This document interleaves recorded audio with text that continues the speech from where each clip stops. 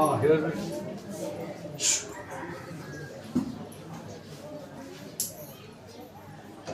ಹಾರಾಡೋ ಹದ್ದಿಗೆ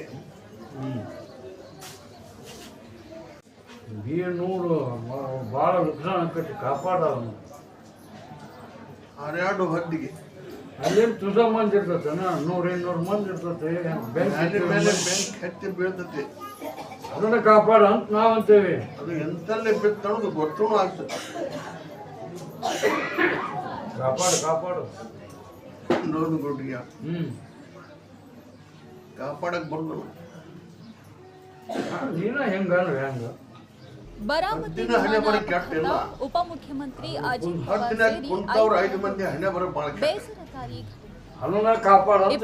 ಜನವರಿ 2026ರಂದು ಬರಾಮತಿ ವಿಮಾನ ನಿಲ್ದಾಣದಲ್ಲಿ ಸಂಭವಿಸಿದ ಅಪಘಾತದಲ್ಲಿ ಮಹಾರಾಷ್ಟ್ರ ರಾಜ್ಯದ ಶ್ರೀ ಅಜಿತ್ ಪವಾರ್ ಸಹಿತ ವಿಮಾನ ಹೊಂದಿದ್ದಾರೆ.